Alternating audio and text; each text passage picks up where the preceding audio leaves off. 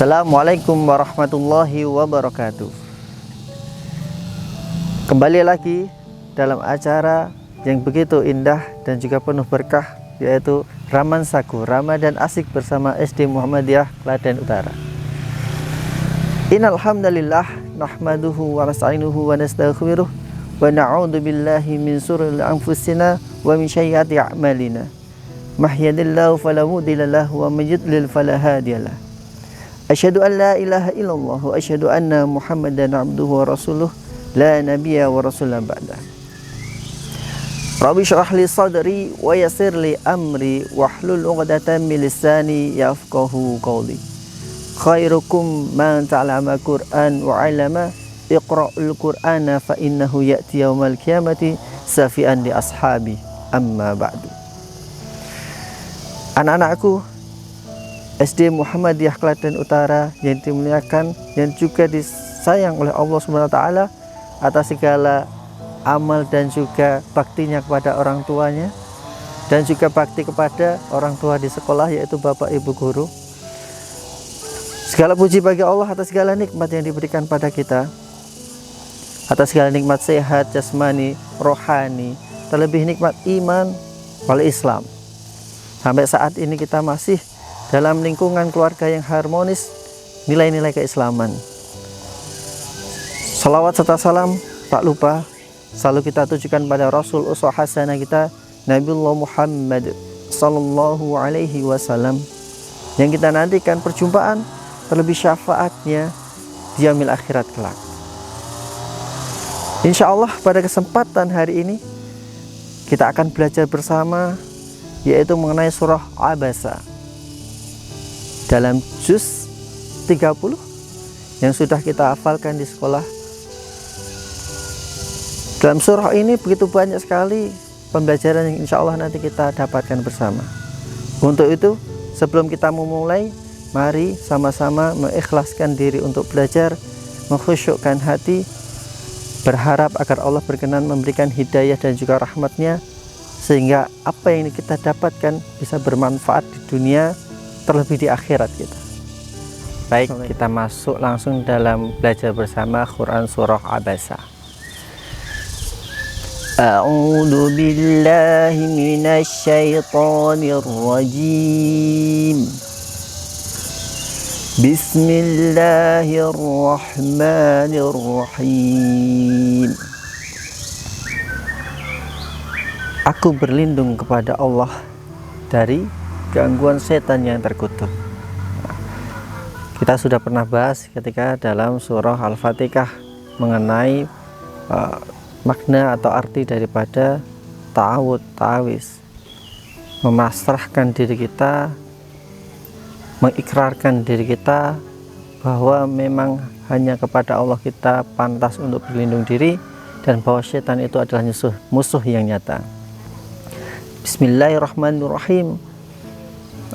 Menjadikan dasar bagi kita bahwa setiap amal ibadah ataupun amal kebaikan apabila menggunakan asma Allah, menyebut asma Allah, akan bernilai menjadi sebuah pahala dengan mengucap Bismillahirrahmanirrahim. Ar-Rahman Ar-Rahim sudah kita bahas sebelumnya, betapa kita sampai sekarang masih hidup pun karena Ar-Rahman dan Ar-Rahimnya Allah SWT. Tanpa pandang bulu, semua dikasih kebaikannya sama Allah. Tapi bagi yang beriman dan bertakwa, ada kesempurnaan Ar-Rahimnya, kasih sayangnya, yaitu di akhirat kelak akan mendapatkan balasan yang setimpal. Dan sebagai maha adilnya Allah, bagi mereka yang tidak beriman tetap dikasih atas kebaikan yang dilakukan di dunia, yaitu di mana? Di dunia juga. Di akhirat tidak, karena syaratnya harus beriman. Abasa wa tawalla an ja'ahul a'ma. Ayat yang pertama, abasa wa tawalla an ja'ahul a'ma, adalah ayat yang kedua, karena satu paket gitu. Abasa wa tawalla, ia bermuka masam Dalam tafsir disebutkan masam itu dengan mengerutkan dahi, gitu. Bermuka masam dan berpaling. Loh kenapa? Dan siapa ia itu? Maka dijelaskan dalam ayat selanjutnya. Al-ja'ahul a'ma, karena telah datang kepadanya seorang yang buta. Nah, dalam dua ayat ini, yang pertama kalimat teguran tapi halus, gitu. Ia yang dimaksud adalah Rasul Muhammad Sallallahu Alaihi Wasallam, bahwa Allah telah menegur Rasul Muhammad Sallallahu Alaihi Wasallam dengan hal yang halus, kalimat yang halus, karena tidak menyebut engkau bermuka masam, tidak. Iya, Allah menggunakan kalimat ataupun kata iya sebagai orang ketiga.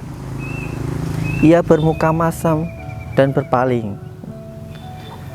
karena telah datang kepadanya seorang yang buta. Loh kenapa? Nah, ini menjadi asbabun nuzul. Suatu ketika Rasul Muhammad SAW itu berdakwah, menyampaikan risalah Islam kepada siapa? Kepada pembesar-pembesar Quraisy. Dalam sirah disebutkan diantaranya ada Ubay bin Khalaf, ada juga yang menyampaikan Abbas bin Abdul Muttalib, ada juga yang menyampaikan Abu Jahal bin Hisham. Nah, karena melihat potensi apabila pembesar-pembesar ini masuk Islam, maka pengikutnya juga masuk Islam. Itu sebuah strategi dakwah, dan itu tidak salah. Strategi dakwah Nabi tidak salah. Namun ketika sedang asyik dalam berdakwah, ketika sedang fokus menerangkan tentang Islam, menawarkan tentang Islam, tiba-tiba ada salah seorang sahabat yang masuk, yang kondisinya buta atau tidak bisa melihat sedari lahir, yaitu Abdullah bin Umi Maktum. Beliau tidak tahu kalau Nabi itu sedang mendakwahi pembesar-pembesar Quraisy. Langsung datang kepada Nabi Shallallahu Alaihi Wasallam, menanyakan, menyampaikan, ya Rasulullah, ajarkan kepadaku tentang apa yang Allah sampaikan kepadamu. Maka ketika itu Nabi SAW merasa tidak nyaman, sehingga berkerut dan sedikit memalingkan. Nah, begitu memalingkan itulah Allah SWT menegurnya dengan surah Abasa ini. Pelajaran yang bisa kita ambil dari kisah ini atau dua ayat ini, bahwa Rasul itu tidak sepenuhnya bersalah juga,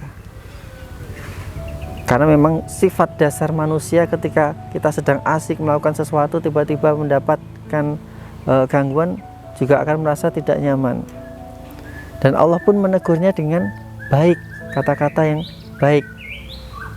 Ini pelajaran bagi kita ketika menegur teman kita, itu dengan kata-kata yang baik, sopan, dan menjadi teman yang baik, sahabat yang baik adalah tidak membiarkan temannya dalam kesesatan. Seperti Allah SWT menegur kekasihnya Rasul Muhammad SAW, itu bentuk sayang, bentuk peduli, bentuk memuliakan Nabi SAW. Kalau dibiarkan maka akan dicontoh pengikutnya. Maka Allah menegurnya dengan baik, sebagai pelajaran juga bagi umat-umatnya nanti. Kalau ada yang keliru terhadap saudaranya, ditegur secara baik, secara sopan. Dan ketika menegur itu pun hanya Rasul yang tahu. Nah, ketika ditegur hanya Rasul yang tahu ketika ditegur. Maka itu jadi pelajaran juga bagi kita. tidak mempermalukan yang ditegur. Nah, 2 ayat mengenai asbabun nuzul surah Abasa. Abasa wa tawalla ja'ahul a'ma. Dilanjutkan. Wa ma yudrika la'allahu yazzakka. Wa ma yudrika la'allahu yazzakka.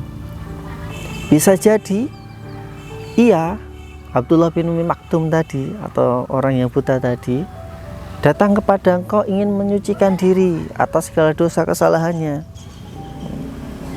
Nah, disampaikan bentuk teguran ya Allah berikan, atau kasih sayang Allah berikan kepada Rasul Muhammad SAW. Bisa jadi wahai Muhammad, orang yang datang padamu ini ingin menyucikan diri gitu. Dan kita ketahui bahwa kondisi ketika itu Abdullah bin Umi Maktum sudah masuk Islam, sementara pembesar-pembesar Quraisy belum masuk Islam gitu. Nah, sehingga bisa jadi ini ingin menyucikan diri, maka terima saja. Dilanjutkan ayat berikutnya, abasa wa tawalla an ja'ahul a'ma wa ma yudrika la'allahu yazzakka aw yadhakkaru fatanfa'ahu dzikra aw yadhakkaru fatanfa'ahu dzikra. Atau mungkin dia ingin mendapatkan pengajaran, nasihat. Dengan nasihat itu memberikan kemanfaatan bagi yang dinasihati. Nah, terus apakah Rasul Muhammad SAW ketika ditegur beliau marah? Tidak. Begitu mendapatkan teguran dari Allah Subhanahu wa Ta'ala, semenjak saat itu dan setelah itu, Abdullah bin Umi Maktum itu mendapatkan tempat spesial di sisi Rasul Muhammad SAW. Beliau bahkan menjadi muadzin Nabi setelah Bilal ibn Rabah. Beliau menggantikan Nabi untuk mengimami para sahabat ketika Nabi sedang safar. Ketika di Madinah, beliau yang mengimami ketika Nabi sedang safar, berpergian. Nah, bahkan setiap berjumpa dengan Abdullah bin Umi Maktum dalam majelis, Rasul Muhammad SAW selalu menghamparkan sorban bahasa kita ya, ataupun kain untuk duduk daripada Abdullah bin Umi Maktum di dekatnya, diberikan tempat khusus.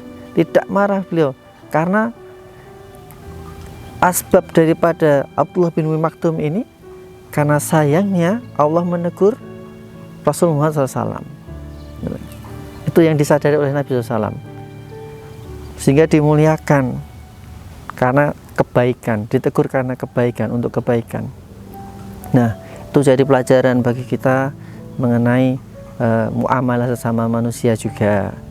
Ketika ditegur, bisa jadi itu memang baik bagi kita dan kita respon dengan kebaikan, dan kita sama-sama berjalan bersama, tidak terus berjauhan, kita rangkul bersama. Nah, itu sedikit pelajaran dari 4 ayat tadi. Insya Allah. Mari kita lanjutkan untuk pembahasan Quran surah Abasa dari ayat 5, insya Allah nanti sampai dengan ayat yang ke-10. Baik, ayat yang kelima. Amma man istaghna fa anta lahu tasadda wa ma 'alaika alla yazzakka wa amma man ja'aka yas'a wa huwa yakhsha. Amma man istaghna fa anta lahu tasadda. Adapun orang yang merasa kecukupan karena memiliki harta, ayat yang ke-7, engkau melayaninya atau engkau memberikan penawaran kepadanya tentang agama Islam. Nah, ini masih tentang sambungan daripada ayat yang keempat tadi, mengenai Abdullah bin Umi Maktum tadi. Ketika Nabi sedang memberikan dakwahnya kepada pembesar-pembesar Quraisy yang notabene memang mereka secara harta berkecukupan, secara finansial keuangan tidak kekurangan. Sementara Abdullah bin Umi Maktum itu sahabat yang lebih condong kepada kekurangan, apa adanya, sederhana Pak. Nah, sementara terhadap orang yang berkecukupan, teguran Allah, engkau berikan perhatian padanya. Wa ma 'alaika alla yazzakka wa amma man ja'aka yas'a wa huwa yakhsha fa anta 'anhu talaha wa ma 'alaika alla yazzakka. Sambungan dari ayat yang ke-5 dan 6 tadi. Padahal tidak ada celaan atasmu wahai Muhammad, kalaulah mereka itu tidak beriman, kalaulah mereka itu tidak menerima nasihatmu. Nah,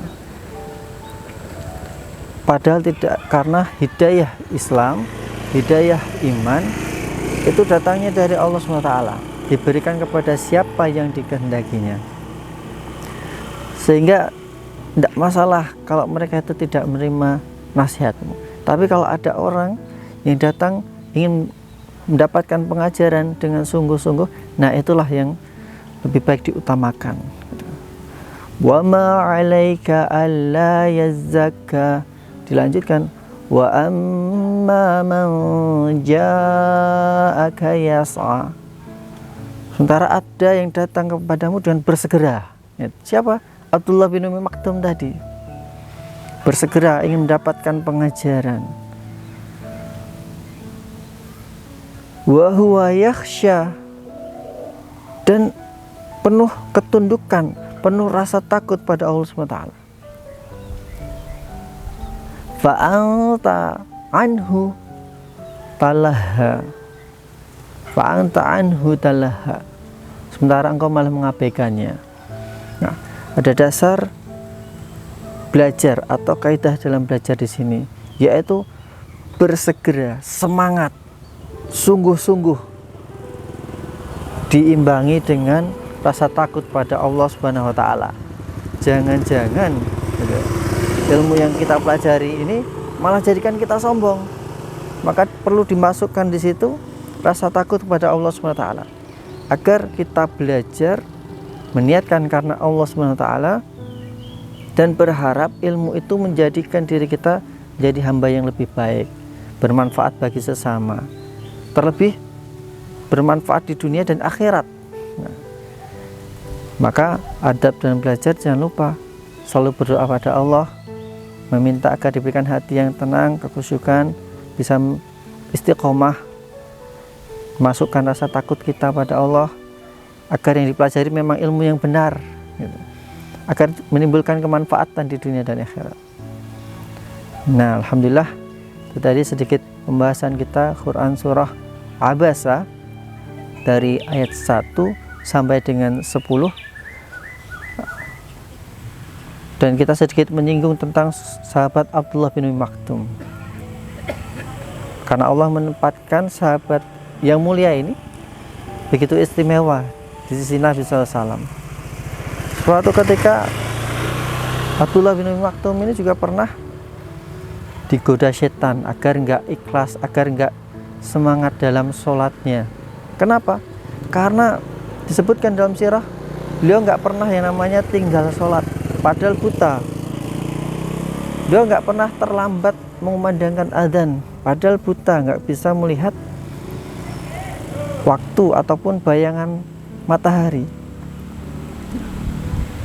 Ada inisiatif dari iblis ketika itu untuk mengganggu keikhlasan dalam beribadah dengan membuat gangguan di perjalanannya, sehingga terjatuh Abdullah bin Umi Maktum hingga berdarah pelipisnya. Namun luar biasanya, gara-gara berdarahnya ini Allah telah mengampuni segala kesalahannya separuh, gitu. Separuh dosa kesalahannya diampuni Allah SWT. Nah, iblis tahu tentang berita seperti ini, hingga setelah itu berupaya tidak lagi menghalangi perjalanan daripada Abdullah bin Maktum, dijaga biar nggak jatuh. Kalau jatuh lagi berarti habis dosa kesalahannya. Jadi ada dua makhluk Allah yang satu yang paling dekat dengan Allah, yang satu yang paling durhaka kepada Allah, Rasul Muhammad SAW yang dekat dengan Allah, dan iblis laknatullah alaih yang durhaka pada Allah SWT. Ini menspesialkan daripada Abdullah bin Maktum. Kalau Rasul menspesialkan karena berkatnya Allah memberikan kasih sayangnya dengan memberikan nasihat, teguran. Berbeda dengan iblis, karena tidak mau dosa-dosa dari Abdullah bin Maktum ini diampuni semuanya oleh Allah SWT. Nah, ini bedanya. Tapi apa yang bisa kita ambil pelajaran dari sahabat yang mulai ini? Beliau istiqomah. Bahkan dalam peperangan, dalam akhir hayatnya, beliau meninggal dalam perang Qadisiyah, penaklukan bangsa Persia ketika itu. Meminta kepada Amirul Mukminin. Awalnya nggak diizinkan karena tidak bisa melihat, tapi beliau memberikan alasan. Wahai Amirul Mukminin, saya itu pengen jihad fisabilillah dan juga pengen mendapatkan nikmat syahid. Saya tidak akan lari dari pertempuran. Bagaimana saya lari? Saya nggak bisa melihat. Maka atas alasan itu, dan karena ketika itu juga Rasul sudah tidak ada, beliau sudah tidak tahu lagi, karena selama ini mendapat julukan muadzin Nabi, muadzin Rasul. Beliau hanya ingin mengabdikan diri kepada dinul Islam. Maka beliau mengambil jalan mati syahid, yaitu berjuang penaklukan atau pembebasan, lebih tepatnya Qadisiyah. Ketika itu dipimpin oleh Sa'ad bin Abi Waqqas, diikuti sahabat-sahabat yang mulia yang lain, Khalid ibn Walid, ketika masa pemerintahan Umar ibn Khattab. Nah, itu sedikit kisah dari sahabat yang mulia. Semoga bisa diambil ibrah dan juga manfaatnya. Alhamdulillahirrahmanirrahim. Sama-sama kita tadi sudah belajar bersama Quran Surah Abasa dari ayat 1 sampai dengan 10.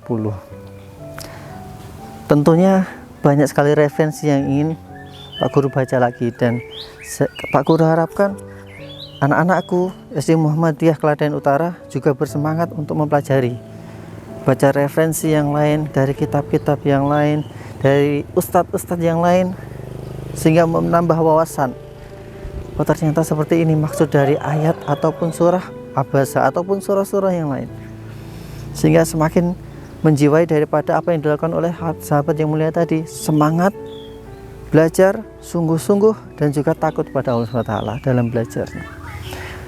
Demikian yang dapat Pak Guru sampaikan. Banyak sekali kata yang salah, banyak sekali perbuatan yang juga kurang tepat, mohon dimaafkan. Kebenaran datangnya dari Allah Subhanahu wa taala dan kekurangan itu murni dari Pak Guru. Wabillahi taufiq wal hidayah. Waridha wal inayah. Assalamualaikum warahmatullahi wabarakatuh.